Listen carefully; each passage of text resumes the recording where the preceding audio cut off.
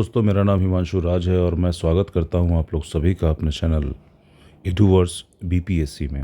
दोस्तों, पिछले वीडियो में हमने बात की थी प्रारंभिक परीक्षा यानी कि पीटी के सिलेबस के बारे में, और आज हम लोग बात करेंगे मेंस के बारे में, जो 71वीं बीपीएससी से रिलेटेड आपके लिए बहुत ही उपयोगी होने वाला है। इसलिए ध्यान से इस वीडियो को देखिए और अच्छा लगे तो लाइक और सब्सक्राइब ज़रूर कीजिएगा। तो चलिए दोस्तों, ये हमने पिछले वीडियो में देखा था। सबसे पहले मुख्य परीक्षा के जो अनिवार्य विषय हैं उसके बारे में जानते हैं। जो पहला पेपर होता है वो सामान्य हिंदी का होता है। सामान्य हिंदी के पेपर 100 अंक के होते हैं और परीक्षा 3 घंटे। इसके अंक जो हैं वो मुख्य परीक्षा के अंक टोटल अंक में नहीं जुड़ते हैं। और उसके बाद जो होता है वो सामान्य अध्ययन पत्र 1 यानी कि GS 1 का पेपर होता है, जो कि 300 अंकों का होता है और ये भी परीक्षा 3 घंटे की होती है। फिर तीसरा पेपर जो होता है वो सामान्य अध्ययन पत्र 2 होता है और ये भी 300 अंकों का होता है और 3 घंटे की परीक्षा यह भी होती है। दोस्तों, यहाँ मैं एक बात बता देना चाहूँगा कि जो सामान्य हिंदी है ये ओनली क्वालिफाइंग होता है।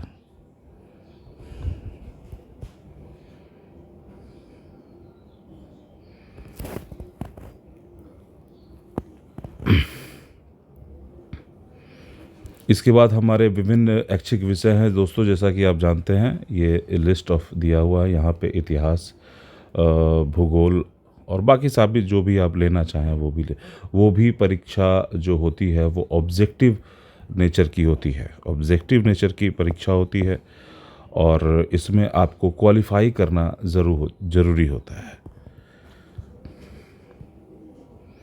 अब आते हैं दोस्तों, हम लोग प्रारंभिक परीक्षा के देख चुके थे। अब मुख्य परीक्षा की बात करते हैं। इसमें प्रश्न जो होंगे बिहार विद्यालय परीक्षा समिति के माध्यमिक यानी कि सेकेंडरी स्तर के होंगे। इस परीक्षा में सरल हिंदी में अपने भावों को स्पष्टता एवं शुद्ध रूप में व्यक्त करने की क्षमता और सहज बोध शक्ति की जांच समझी जाएगी। अंकों का विवरण निम्न प्रकार होगा। निबंध 30 अंक, व्याकरण 30 अंक, वाक्य विन्यास 25 अंक, संक्षेपण 15 अंक, ये रहता है दोस्तों। फिर हम बात करेंगे समान अध्ययन यानी कि GS की। ये पेपर 1 और पेपर 2। पेपर 1 में सबसे पहले भारत का आधुनिक इतिहास और भारतीय संस्कृति, फिर राष्ट्रीय और अंतर्राष्ट्रीय महत्व का वर्तमान घटनाचक्र और सांख्यिकी विश्लेषण, आरेखन और चित्रण। इसको अगर मोटा मोटी हम लोग देखें तो यह तीन ये में होता है। हिस्ट्री, जो सबसे पहला खंड आपका होता है सेक्शन A, सेक्शन 1। फिर उसके बाद हमें करंट अफेयर देखने को मिलता है। करंट अफेयर्स देखने को मिलता है जो कि नेशनल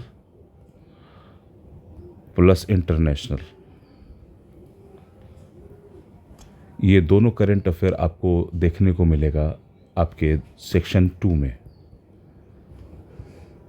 और थर्ड जो होता है वो होता है आपका DI का सेक्शन। DI का सेक्शन बहुत ही महत्वपूर्ण होता है दोस्तों, जो कि आपको करना ही चाहिए। इस पे आपकी मजबूत पकड़ होनी चाहिए। अब दोस्तों GS 2 की बात करते हैं। GS 2 में भारतीय राज्यव्यवस्था यानी कि पॉलिटी की बात हो रही है यहाँ पे।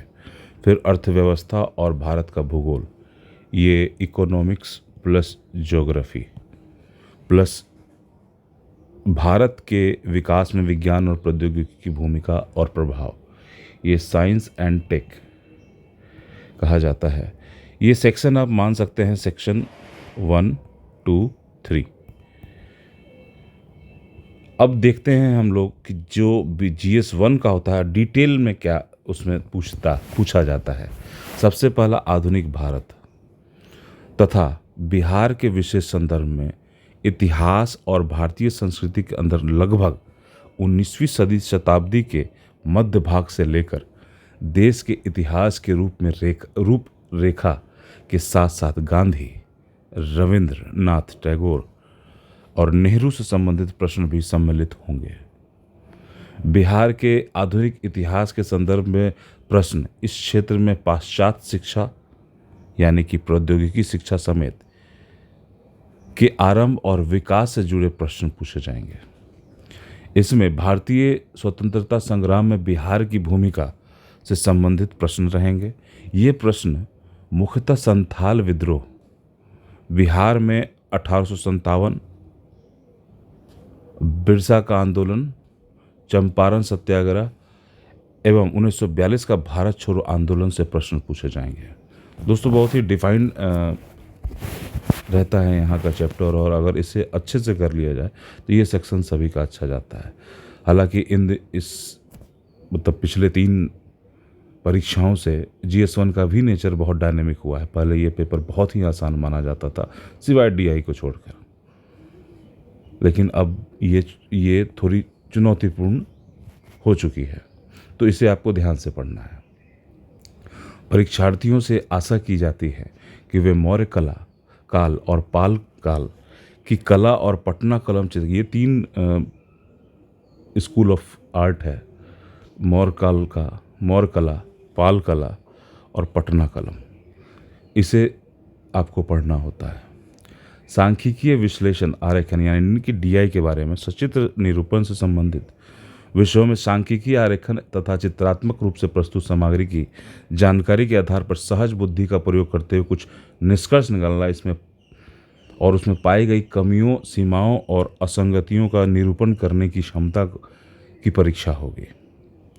तो ये कुल मिलाकर दोस्तों, इसको आप एक बार ब्रीफ में समझ सकते हैं कि आपको इंडियन हिस्ट्री में क्या क्या पूछा जाएगा। GS1 के अंतर्गत सबसे पहला GS1 के अंतर्गत आपसे पूछे जाएंगे जो सेक्शन पूछा जाएगा, वो पूछा जाएगा हिस्ट्री का, इंडियन हिस्ट्री से हिस्ट्री के कुछ पार्ट, इसमें बिहार का पार्ट जो कि मेंशन है, ठीक है, संथाल विद्रोह, बिरसा आंदोलन, चंपारण, 1857, 1942 की क्रांति, ये मुख्य रूप से फोकस बिंदु है जो कि मेंशन है आपके सिलेबस में, प्लस पाल कला, मौर्य कला और पटना कलम। साथ ही 3 महान व्यक्तित्व के बारे में पूछा जाएगा, गांधी, नेहरू, टैगोर। इनके विचार पूछे जाते हैं दोस्तों, इनके विचार बहुत ही, और साथ ही पाश्चात्य शिक्षा का विकास यहाँ पे मुख्य रूप से ये रहता है। एक और छोटा सा सेक्शन है पत्रकारिता का विकास भी, ये आपको देखने को यहाँ से मिल सकता है। अब बात करते हैं दोस्तों हम लोग प्रश्न पत्र 2 की, ठीक है। भारतीय राज्य व्यवस्था से संबंधित खंड में भारत की तथा बिहार की राजनीतिक व्यवस्था से संबंधित प्रश्न होंगे। भारतीय अर्थव्यवस्था और भारत तथा बिहार के भूगोल से संबंधित खंड में भारत की योजना, भारत के भौतिक, आर्थिक और सामाजिक भूगोल से संबंधित प्रश्न पूछे जाएंगे। भारत के विकास में विज्ञान प्रौद्योगिकी के महत्व और प्रभाव से संबंधित तीसरे खंड में ऐसे प्रश्न पूछे जाएंगे जो भारत और बिहार में विज्ञान और प्रौद्योगिकी के महत्व के बारे में उम्मीदवार की जानकारी की परीक्षा करेंगे। दोस्तों मोटा मोटी इसको समझ लिए आप। यहाँ पे आपसे क्या पूछा जाएगा, यहाँ पे आपसे पूछा जाएगा सेक्शन 1 में, ये मैं बात कर रहा हूँ GS2 की। यहाँ पे सेक्शन 1 में आपसे पॉलिटी के प्रश्न पूछे जाएंगे सबसे पहले, ठीक है। इसमें बिहार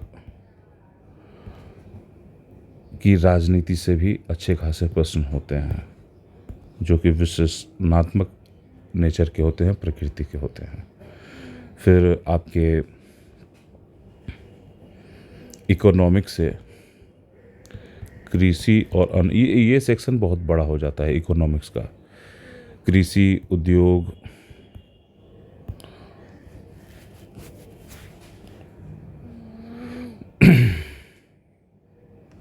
कृषि उद्योग और तमाम सारी इकोनॉमिक्स से जुड़ी हुई और हालिया अगर कोई योजना आई है उसके उसके बारे में।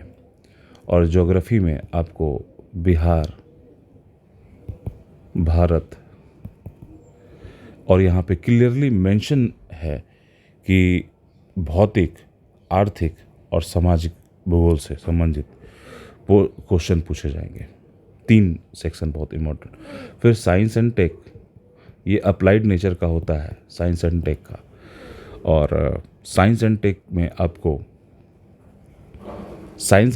आपको बिहार की जो वर्तमान हालात हैं उसमें विज्ञान प्रौद्योगिकी की क्या भूमिका है, ये प्रश्न बहुत ही महत्वपूर्ण हो जाता है। अगर आप सिलेबस पढ़ रहे हो तो इसको इस नज़रिए से आपको पढ़ना ही पड़ेगा दोस्तों कि साइंस एंड टेक वर्तमान बिहार की समस्याओं को हल करने में किस प्रकार सहायक है। आप प्रश्न में जब रिव्यू करूँगा प्रश्न पत्र को, उसमें मैं बहुत डिटेल में इसमें बात करूँगा। फिलहाल के लिए बस आप इतना जान लें। एक छोटा सा और चीज़ आप देख लें कि जो ऐच्छिक विषय होता है, आपके विभिन्न जो भी ऐच्छिक विषय होते हैं वो नॉर्मली जो ग्रेजुएशन का पटना यूनिवर्सिटी की ग्रेजुएशन का जो ये होता है सिलेबस, उसके अकॉर्डिंगली पूछा जाता है। नॉर्मली इसमें 100 MCQ के ये प्रश्न होते हैं और 2 घंटे की परीक्षा होती है ये, जिसका नेचर होता है क्वालिफाइंग। आपको 40 परसेंट मार्क्स लाने होते हैं इसमें, यानी कि 40% आपको यहाँ पे लाना पड़ता है, तब आपकी कॉपी चेक होगी फिर। तो दोस्तों कुल मिला के बात करें अगर, तो एक जनरल हिंदी, दूसरा GS 1, GS 2 और एस्से और ऑप्शनल। दोस्तों मैंने एस्से पे भी बात नहीं की है, एस्से की बात करते हैं। अब बात करते हैं दोस्तों एस्से के बारे में।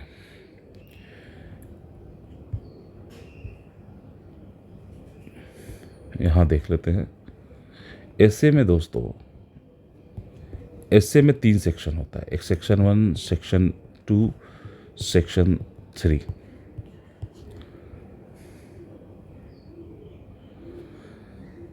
सेक्शन 1 और 2 ये आपके बहुत ही जो समसामयिक विषय रहेंगे उस पे एस्से पूछे जाते हैं।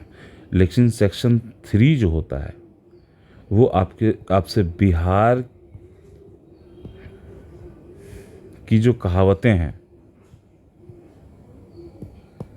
उससे रिलेटेड ये रहता है, बिहार की कहावतों से रिलेटेड।